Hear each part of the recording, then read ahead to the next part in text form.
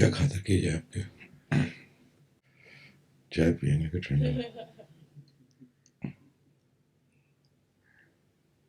गुरुदेव, मैंने सुना है कि दृश्य, दृष्टा और दर्शन, तो ये दर्शन क्या होता है? जो पड़ोस में रहता है।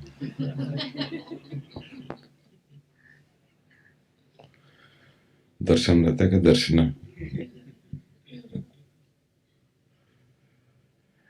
जो दृश्य को और दृष्टा को जानता है, दोनों के बीच का सेतु।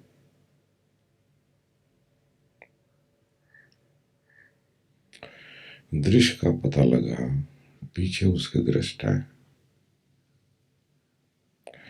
दोनों के बीच में जो पर्दा है, जो खाली स्पेस है, वो दर्शन है। उसी को साक्षी चेतना कहते हैं। फोकस जो है वो दृश्य पर रहता है,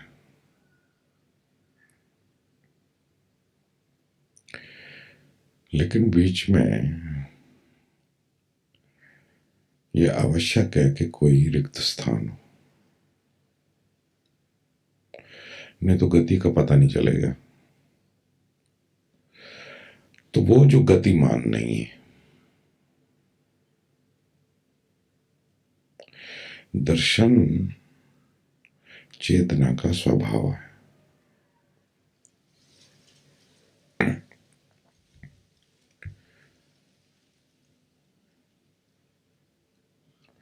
धीरे धीरे ख्याल आएगा, जब तुम ध्यान में रुक जाते हो तो वो शुद्ध दर्शन की अवस्था है। कुछ दर्शन नहीं कर रहे, बस दर्शन। कहो होना,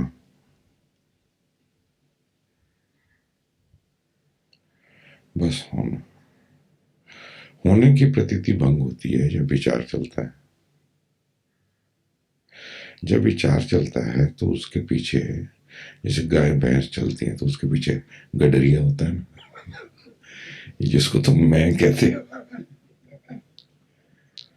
वो गाय भैंस के पीछे डंडा लिए चलता है। मैं, मेरी गाय, मेरी भैंस।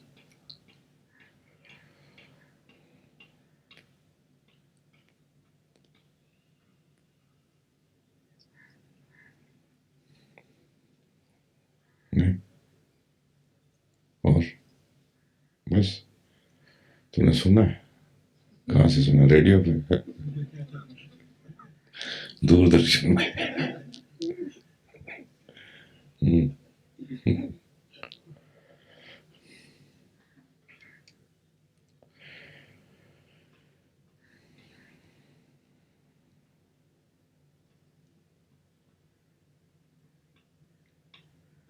आज का हिंदी प्रवचन बहुत अच्छा था, बेहद अच्छे प्रवचन। और 4 लोग थे सुनने वाले। हो जाए, नहीं हो जाए? आप सुन रहे थे बालकनी में बैठ के? पहले वाला अच्छा था, 20 मिनट बहुत अच्छा था।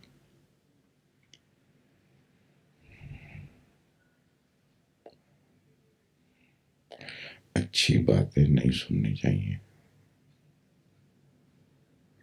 अच्छी बातें सुनोगे बिगड़ जाओगे, है ना? तो कुछ लिख के लाने वाला था ना, क्या हुआ तेरा? पत्नी नहीं लिखने देती? अब तो वो मुदीता हो गई है, हैं? लिखा है? नहीं लिखा। बहुत व्यस्त रहता है ना। गुरुदेव, जब मैं भीतर जाती हूँ तो ऐसा पता चलता है कि अंदर तो कोई है नहीं। मतलब बॉडी तो उसकी जो भी मैकेनिकल मूवमेंट्स हैं वो तो होती ही रहती है, और विचारों का भी पता नहीं कहाँ से आते हैं और फिर कहाँ चले जाते हैं।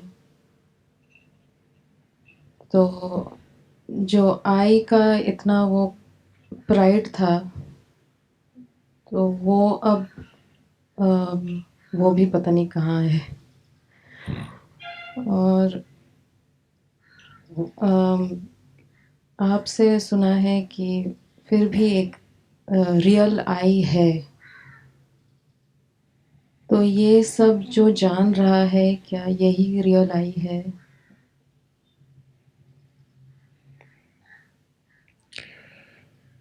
मन जानता है देह को। जैसे मन नहीं हो तो देह का पता नहीं चलेगा। सोचो, सोच के देखो, चलेगा पता? मन नहीं है, देह का पता चलेगा?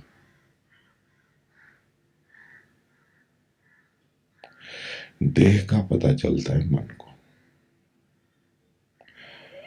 Mind assumes that there is a body.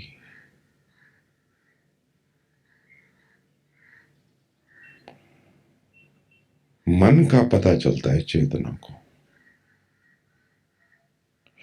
चेतना नहीं है तो मन का पता चलेगा?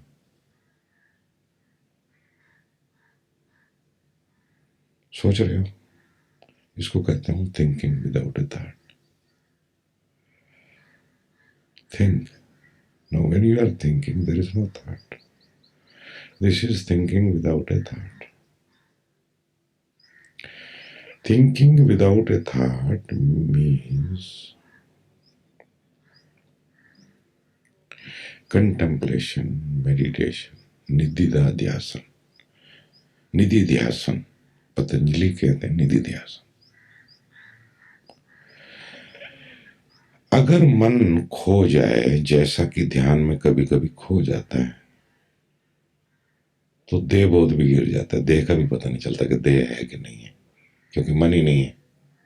बराबर। इसका मतलब ये हुआ कि मन की प्रतीति देह की प्रतीति मन में होती है। अगर मन नहीं हो तो देह की प्रतीति भी नहीं होगी। होगी?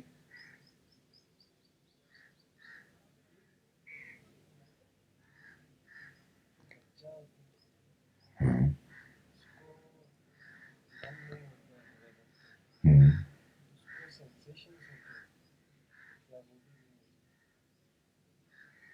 होता है ना, इंस्टिंक्टिव माइंड होता है।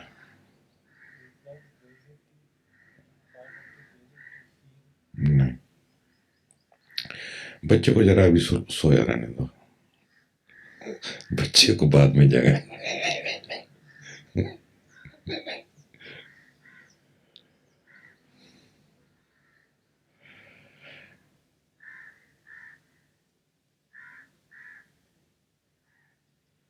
चेतना नहीं हो तो मन की प्रतीति नहीं होगी।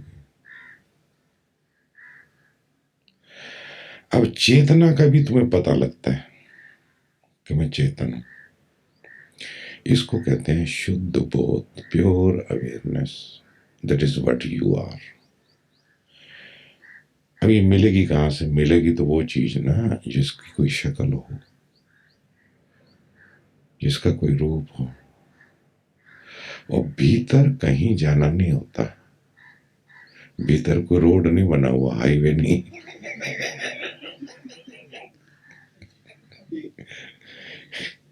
जब मैं भीतर जाती हूँ तो ऐसा लगता है जैसे ड्राइंग रूम में जा रहे हैं। कहने के लिए ठीक है, भाषा में ऐसा ही है। भीतर जाना माने जस्ट होना।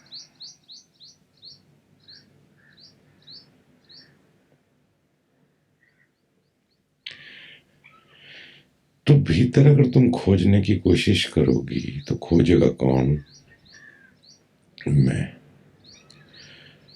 मैं और मन को अलग मत करो।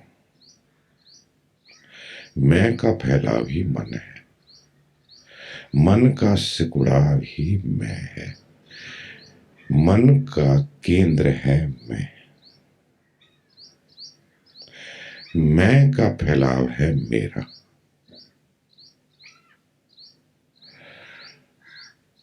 तो धीरे धीरे ये मैं जो चौकीदार की तरह बैठा है, ये भी शांत हो जाए, इसकी आंख लग जाए, तब होने की प्रतीति होगी। धीरे धीरे होने की प्रतीति भी शांत हो जाए, क्योंकि होने की प्रतीति में भी कहीं ना कहीं डुअलिटी बनी हुई है। पहले तो होना ही नहीं है, होना हो गया, अब होने की प्रतीति हो रही है।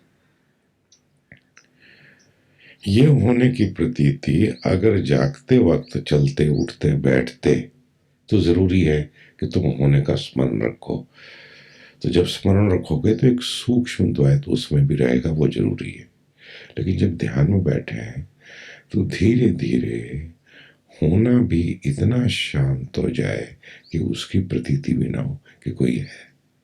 शुद्ध मौन, कंप्लीट साइलेंस, ये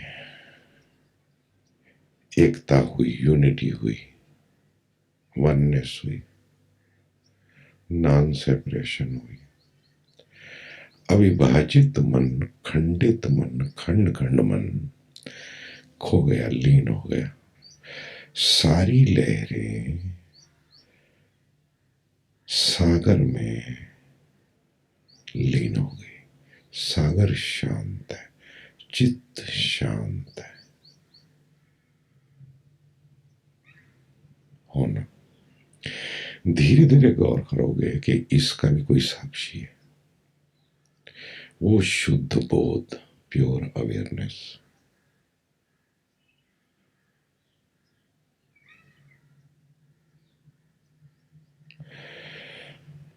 अब शुद्ध बोध के कारण चेतना है, चेतना के कारण मन है, मन के कारण देह। देह का पता लगता है मन में, मन का पता लगता है चेतना में, और चेतना का बोध होता है।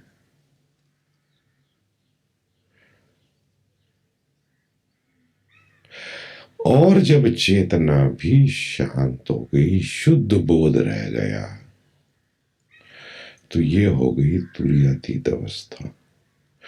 वस्तुता ये भिन्न भिन्न बातें नहीं है, ये सब एक ही है। वस्तुता सब एक है, कहीं खंडित नहीं है। जैसे तुम एक हो, लेकिन बाप भी हो, बेटे भी हो, भतीजे भी हो, चाचे भी हो, मम्मी भी हो, ताए भी हो, पति भी हो, प्रेमी भी हो, नौकर भी हो, मालिक भी हो, न जाने कितने क्या क्या हो, पर एक होना। ऐसे ही जो है उसको हम कहते हैं प्रीमॉर्डियल कॉन्शियसनेस या शुद्ध बोध, जहां स्वयं के होने की प्रतीति से भी मुक्त हुए। जैसे ही होने की प्रतीति होने लगती है तो शुद्ध तो होते नहीं, शुद्ध होता है तो थोड़ी शांति रहती है। लेकिन जैसी होने की प्रतीति हुई कि सारा जंजाल चालू,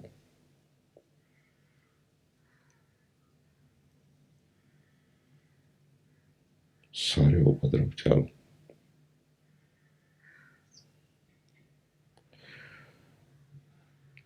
इसलिए बुद्ध को प्रतीक्षा होती है कि ये देह कब छूटे। ऐसे कोई वो आत्मघाती वृत्ति का नहीं होता, आत्महत्या नहीं करना चाहता, लेकिन देह का पीछे छूट जाना, देह से मुक्त हो जाना, परम निर्वाण में प्रवेश कर जाना, क्योंकि देह के कारण ही ये सब क्रियमान हो जाता है। वापस लौटना पड़ता है। अब शुद्ध बोध की अवस्था में तो सतत रह नहीं सकते, तो वहां से उतरना पड़ता है। लेकिन जब तुम शुद्ध बोध को समझ लोगे, जान लोगे, हो जाओगे, तब तुम तादात्म नहीं करोगे ना तो देह से, ना ही मन से, और अंततः ना ही चेतना से। तुम ये भी नहीं कहोगे कि मैं चेतन रूप हूं, मैं चेतना हूं। नहीं, मैं चेतना के भी पार हूं, मैं चेतना का भी ज्ञाता हूं, मैं चेतना का भी साक्षी हूं।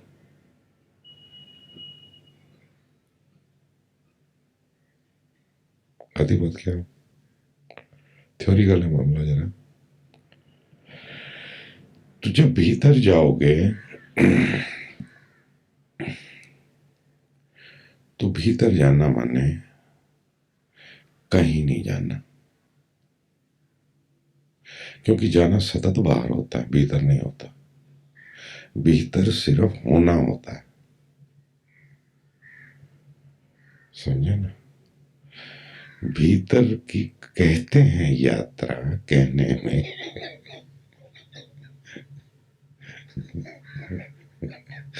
लेकिन कोई यात्रा ना करना। चलो हो जाए फिर एक बार।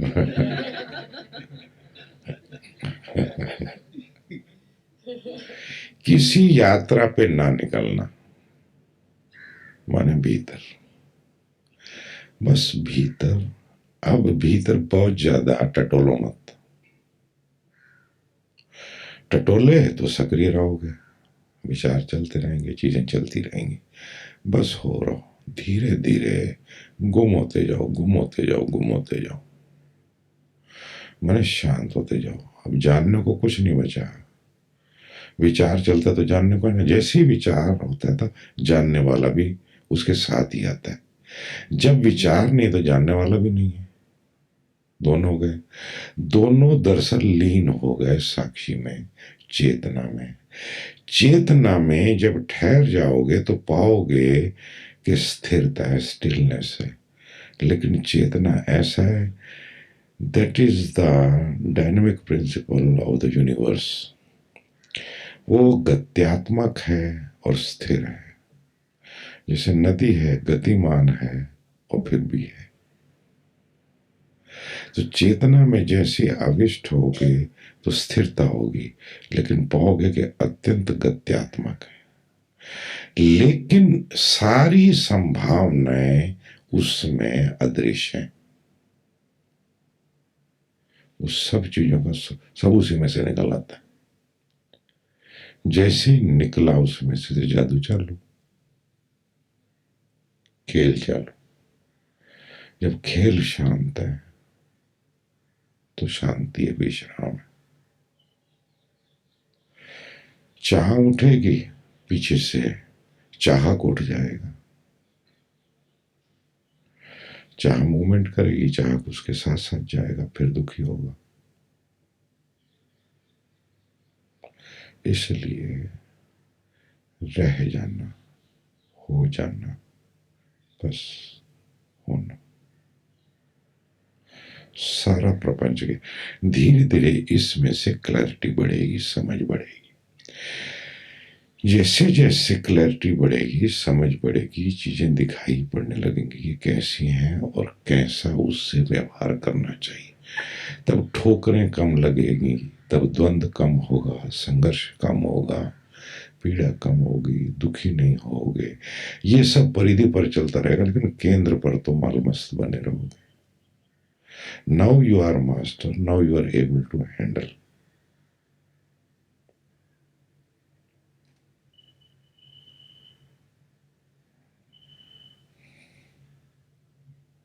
ठीक, माइक पीछे सोर्स में।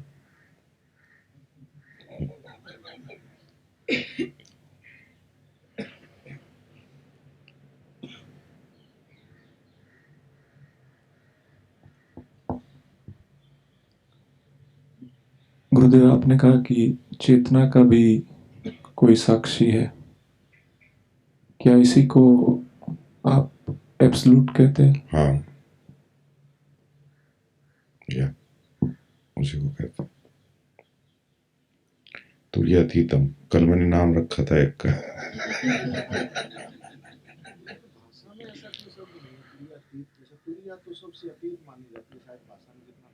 हाँ, तो भाषा को खोजो ना। भाषा आपने सारी खोज ली है क्या? अच्छा, तो ला के मिला देंगे आपसे।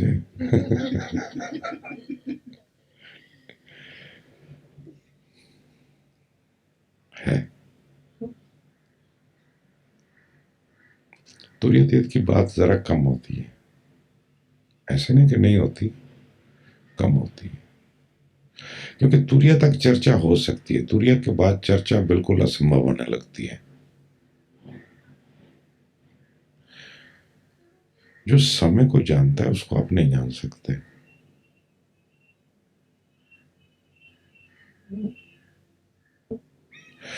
I am imperceptible because I make perception possible.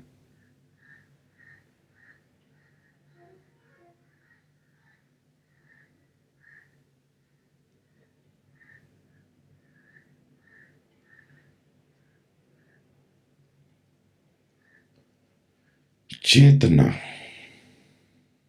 के भी पार, होने के भी पार, ना होने में हकीकत यह कि अब होना और ना होना दोनों के पार, that is the absolute state. क्योंकि होना नहीं हो सकता अगर ना होना ना हो तो एक मायने में ना होने की भी सत्ता है जैसे होने की सत्ता है। तो पूरे द्वैत के पार वो है परम स्थिति, वो है तुर्यातीत। होना भी गया, ना होना भी गया। जैसे अभी तो हम साधारणतः एब्सेंट रहते हैं क्योंकि चित्त हमारा कहीं होता है, इसको हम कहते हैं एब्सेंस। अनुपस्थित हैं, हम सतत अनुपस्थित हैं। ध्यान में उपस्थित होने की कला सीखते हैं, how to be present, how to be here, how to be now. So that is called presence. From absence to presence. अब जैसे विचार को देख रहे हैं तो विचार is present, you are seeing the presence of a thought. Then there is no thought, then you are seeing the absence of a thought. उसकी अनुपस्थिति को जान रहे हैं। जैसे एक मित्र आया तो उसकी उपस्थिति हुई, तो उसकी उपस्थिति का एक बोध, एक भाव बना हुआ है। फिर वो मित्र लौट गया, अब उसकी अनुपस्थिति का भाव बना हुआ है। समझ रहे हैं? ऐसे ही पहले होने से फिर ना होने में प्रवेश करें, जिसको बुद्ध बहुत जोर देते हैं, नोथिंगनेस, नथिंगनेस, वो इसको कहते हैं। वो फिर नथिंगनेस की तो बात उन्होंने की, वो एब्सोल्यूट की बात नहीं करते क्योंकि वहां पर वो बात हो ही नहीं सकती। उन्होंने सोचा जिसकी बात हो ही नहीं सकती वो उठाने की ही नहीं, इसलिए वो बात ही नहीं उठाते। लेकिन उसके भी पार होने से ना होने में प्रवेश कर गए। जैसे अभी जान रहा हूं मैं कि मैं हूं, शुद्ध बोध। पहले तो होना ही पकड़ में नहीं आता, कोशिश करते हैं, याद करते हैं, आई एम, मैं हूं, है, कोशिश करते हैं, वही पकड़ में नहीं आता। फिर धीरे धीरे किसी को झलक आने लगती है, होने में टिकने लगता है, होने की प्रतीति होने लगती है। फिर होने की प्रतीति मकबूल होती है, दृढ़ होती है, स्टेबलाइज्ड होती है, पक्की होती है, जड़ पकड़ती है, धीरे धीरे गहरी होती चली जाती है और होना सतत बना रहता है या अधिकतर बना रहता है। अभी अधिकतर तो होना है ही नहीं, फिर होना थोड़ा, फिर और अब होना प्राय बना रहता है और उसके साथ ही एक अलग तरह का आनंद, एक अलग तरह की प्रसन्नता, एक अलग तरह की स्पष्टता, एक शांति, एक विश्राम, एक वेलबींग की अनुभूति होती रहती है। बराबर है? फिर धीरे धीरे धीरे जब होना दृढ़ हुआ, अब होने को जान रहे हैं। अब किसी को जब निहारते हो तो कितना निहारते हो? कोई अपनी गर्लफ्रेंड को कितनी देर देखेगा? देखेगा? देख लिया, बस हो गया। फिर शांत हो जाएगा। ऐसे होने की प्रतीति भी धीरे धीरे शांत होने लगेगी। तो धीरे धीरे ना होने की झलकें आएंगी। अब ना होने की झलक आ रही है, मैंने ना होने की भी प्रतीति हो रही है। पहले प्रतीति हो रही थी कि नहीं हूं, अब प्रतीति हो रही है नहीं हूं। घबराओ मत, बहुत अच्छी। और गहरे गए, गए कहीं नहीं। ना होना, अब होना भी जान लिया, ना होना भी जान लिया। अब दोनों को छोड़ो परे, हट जाओ पूरे स्रोत में। ये जो अवस्था है इसको कहते हैं एब्सोल्यूट।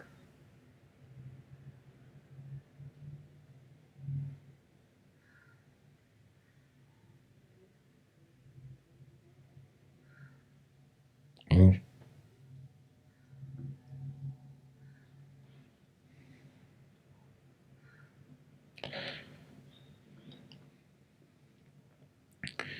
आज और कल का दिन है,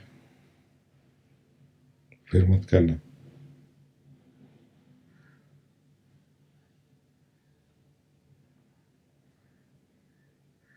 करना कुछ नहीं।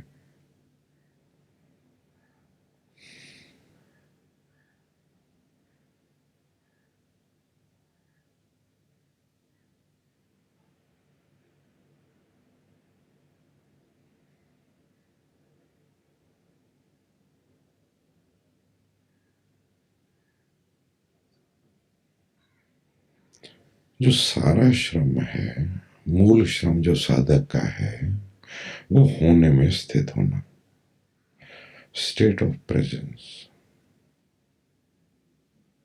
You know that you are, तुम जानते हो कि तुम हो। होने का भाव, सेंस ऑफ प्रेजेंस सबको है। धूमिल है, तो धूल चढ़ी हुई है, बराबर है। वो धूल को जरा हटा हटा के अंगारे को निकालना, और इसी से लगन लगानी है। हम फौरन जो है ना विचार में, भावना में, संवेदना में, इच्छा में, भय में खोने लगते हैं। प्रश्न ये है कि अगर होना ना हो तो भय होगा क्या, संवेदना होगी क्या?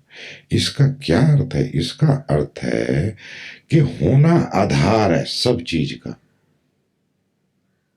भय हो, विचार हो, भावना हो, संवेदना हो, कल्पना हो, इच्छा हो, आधार क्या है? आधार ही हिलने लगता है, डगमग होने लगता है। तो आधार में रहो, तुम जानो कि मैं तो आधार हूं, मैं नहीं हूं तो ये हो ही नहीं सकता। अब यही तुम्हारे बाल बच्चों को कैसे संभालते हो? बाल बच्चे तुम्हारा खून पी जाते हैं, कि नहीं? हो जाए। और चलो बाहर के बाल बच्चे तो ठीक है, लेकिन जो अंदर ये तुम्हारी बाल बच्चे हैं, तुम्हारी भावना है, तुम्हारे भय, तुम्हारे विचार, तुम्हारी सेंसेशन, तुम्हारी डिजायर, तुम इनके माँ बाप बाबा। वो अपने बच्चों से अब इतने आतंकित हो, इतने डर जाते हो, ये तुम्हारी ही संतान। भुगतो, अब तुमने पैदा किए, भुगतो ना। लेकिन तुम्हारा इतना रस है क्योंकि तुम्हारी संतान है, इसलिए तुम्हारा रस है। एक पुराण कथा है कि ब्रह्मा जी अपनी जवान लड़की पर आसक्त हो गए।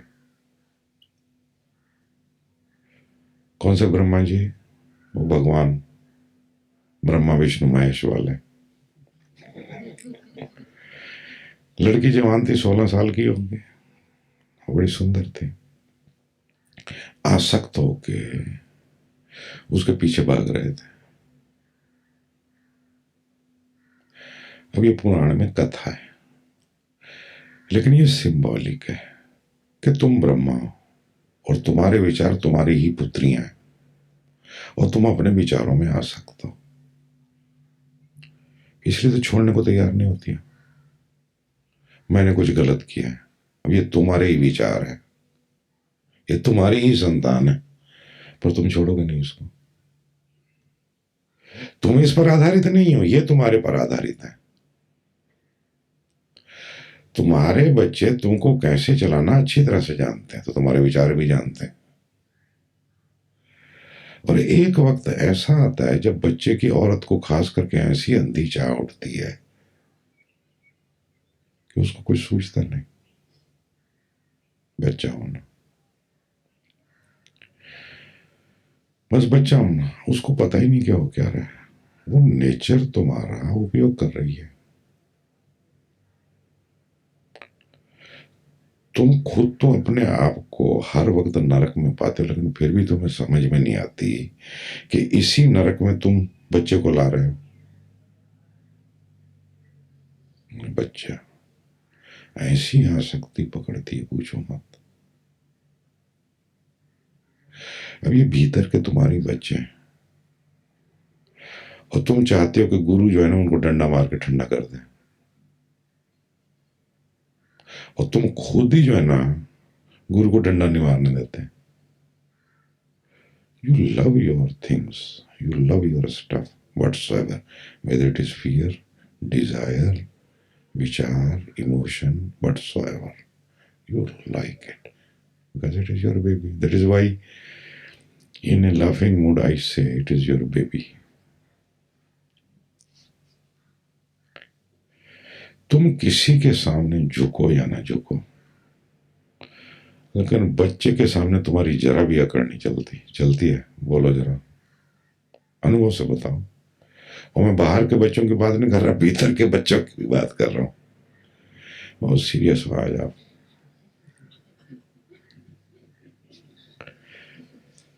Can you see your thoughts, your emotions, your sensation, your desires, your fears, your imagination, your experiences, your memory as your child?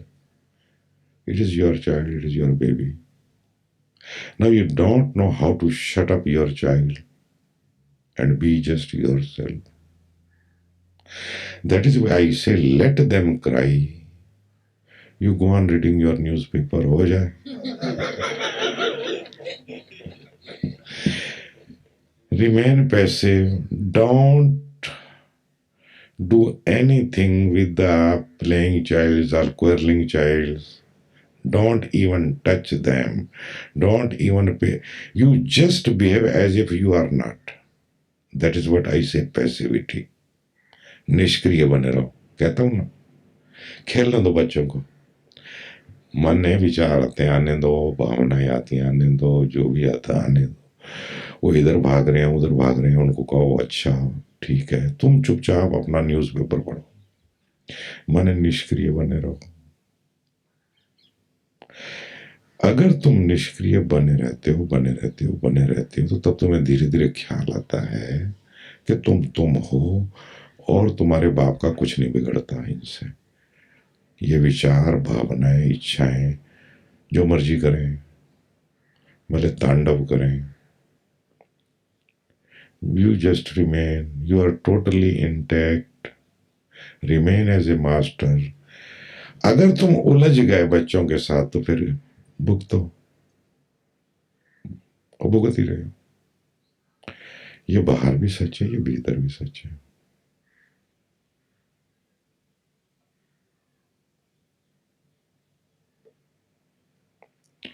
और बच्चे कभी कभी बड़ी जिद करते हैं, कभी कभी बीमार पड़ जाते हैं, कभी कभी मांग करने लगते हैं, सब तरह की चीजें करते हैं। तुम्हारे भीतर का जगत भी बिल्कुल वैसा ही है। समझ आ रही है? अब ये बीमार बच्चा था कि मैंने गलती की, समझे? अब बीमार बच्चे को जरा ठीक होने में इंजेक्शन दो, ये दवा दो, 3-3 घंटे बाद थोड़ा समय लगता है ना।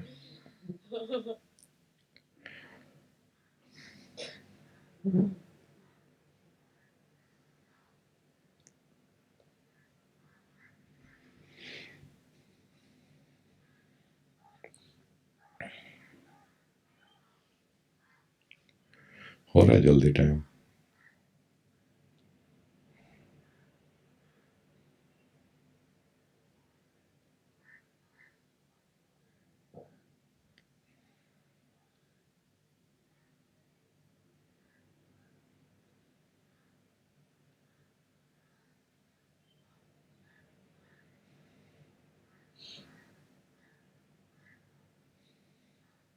पूछ लिया करो,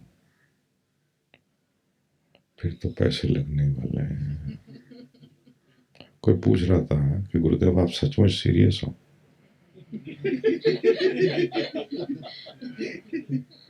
और पूछ रहा था कि बाई द वे अगर आप सचमुच सीरियस हो तो कितने पैसे चार्ज करोगे? मैंने कहा मैं विचार कर रहा हूँ, अब देखता हूँ कि व्यक्ति अकेला है कि दुकेला है कि बाल बच्चों वाला है, थोड़ा उस हिसाब से रखना पड़ेगा। सोच रहा हूँ कि 50% तो होना चाहिए है? आदमी की जो आमदनी है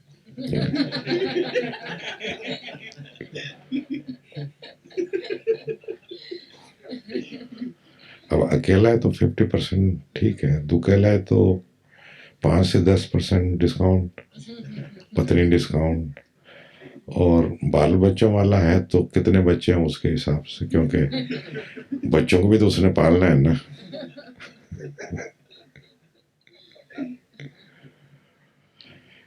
इसलिए पूछ लो आज का दिन और कल का दिन।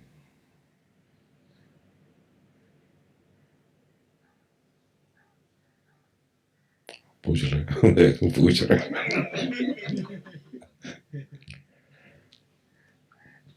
निष्काम भारती काफी प्रश्न पूछ सकता था लेकिन उसने पूछना ही बंद कर दिया।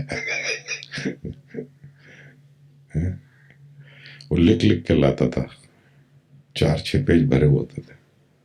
हाँ जी। गुरुदेव, एक रियल फैमिली तो आपने हमें दे दिया, लेकिन कभी कभी लगता है फैमिली को रहने के लिए एक घर भी चाहिए जहाँ उनका मुखिया सतत उनके साथ हो, परिवार इकट्ठा रह सके, जिसे हम आश्रम कहते हैं। क्या इस तरह का कुछ हो पाएगा?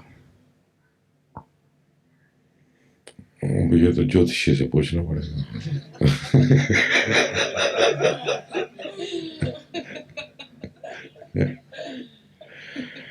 कोई टेरर है इधर क्या? This is the work of astrologer.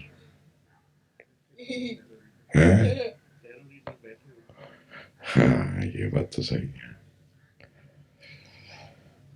वैसे कुछ नहीं होने वाला। गाड़ी निकल गई, अब तो 1-2 स्टेशन बाकी बचे हैं, बाकी तो सारे स्टेशन पे छोड़ दिए।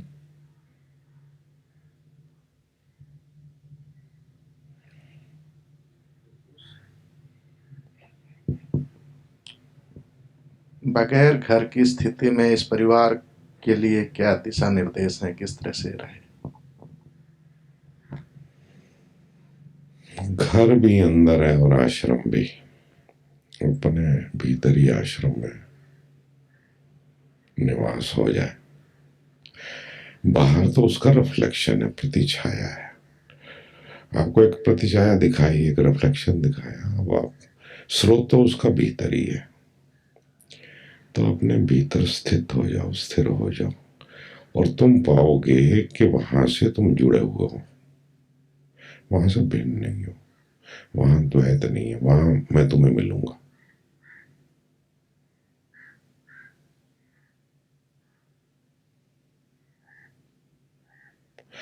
वहां मेरा और तेरा नहीं,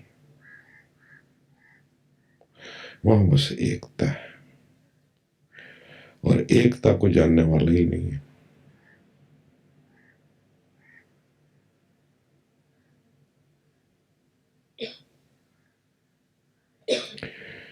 बाहर कब तक घर बनाएंगे, कब तक आश्रम बनाएंगे, उसी में इतनी एनर्जी वेस्ट हो जाती है बनाने में। एक वक्त था जब मेरी बहुत इच्छा थी, एक वक्त था, कुरुक्षेत्र में भी ये बात निकली थी, आप लोगों ने 6 लाख रुपए जमानी जमा भी कर लिए थे। लेकिन मुसीबत ये होती है कि सब उस वक्त तो ये स्थिति खास थी, वो अब स्थिति अभी भी है लेकिन जरा डिक्रीज्ड है। उसमें बहुत लोग अपनी इच्छा पूर्ति चाहते हैं, अपनी दादागिरी चाहते हैं, अचेतन होता है। इसलिए फिर मैंने ही नहीं होने दिया, एक्चुअली मैं टाल देता था। चाहता मैं था। कोई भी आश्रम या ऐसी व्यवस्था तभी हो सकती है जब उसका केंद्र हो और बाकी उस केंद्र के साथ हो। मनमानी नहीं चलती। वहां पर अगर कई केंद्र हो तो ये नहीं चल सकता, फिर लड़ाई झगड़ा। इसलिए कोई भी आश्रम या कम्यून तभी तक ठीक से गति कर सकता है जब उसके भीतर जागा हुआ केंद्र हो। सोए हुए केंद्र में तो फिर क्या होता है आपको पता है। अभी वो पुरी के शंकराचार्य जी महाराज जेल में, अब ऊपर कुछ भीतर कुछ, तो सोया हुआ केंद्र हो तो फिर ऐसे ही होता है। किसी को मरवा दिया उन्होंने, अब खुद जेल की हवा खा रहे, बदनामी अलग से हो रही है। तो एक वक्त तो जरूर था, लेकिन उस टाइम लोगों की भावनाएं बड़ी स्ट्रांग थी कि ऐसा करें। आपको आपका आइडिया था, इनका भी आइडिया था, उनका भी आइडिया था, मेरे को छोड़ के सबका आइडिया था। होना ये चाहिए कि चलो आप जैसा कहोगे वैसा करेंगे। ऐसा हो तो ये काम होता है।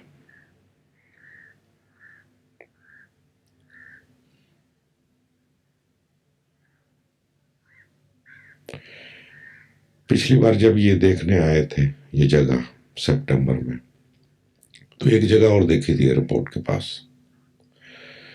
वो दीव गवर्नमेंट की है, 5-6 एकड़ 7 एकड़ जगह है, 16 कमरे बने हुए लीज पे थी। उस वक्त 3.5 लाख रुपया पता लगा लीज है सालाना। अभी वो 4.5 लाख में चलेगी। जब हम आए यहाँ पर कैंप करने तो ठीक 1 महीना पहले वो जगह चली गई है। तो एक मौका था मेरी ओर से, मेरे प्रयास का। और आपको पता कि अगर मैं ये सब करूं तो मैं किसी से 1 पैसा तो मांगता नहीं, क्योंकि जिससे पैसे मांगो फिर उसका एहसान होता है, फिर उसकी बातें सुननी पड़ती हैं, उसकी बातें माननी पड़ती हैं, उसको झेलना पड़ता है, भले उसका प्यार ही क्यों ना झेलना पड़े। और तुमको पता ना बुखारी प्यार का क्या हाल होता है। प्यार के नाम पे भी तो व्यक्ति जैसा है वैसे ही प्यार करेगा ना, सवाल तो ये है। तो बड़ा कठिन होता है। तो इसलिए मैं सोचा था कि ये जगह इस बार शायद हम अप्रूव करेंगे, पर वो आए तो ऑलरेडी चली गई। तो 4.5 लाख में गई है सालाना, 20 साल की लीज। हमने उसको, जिसने लिया उसको 5 लाख रुपया ऑफर किया कि तू 5 लाख रुपया ले ले, तू 50,000 रुपया बैठ के खा फ्री का। नहीं माना। अब आपको 6 लाख की ऑफर करनी हो तो करते जाना। ठीक है ना। तो जगह ले लो और मेरे को बुला लो, मैं आ जाऊंगा।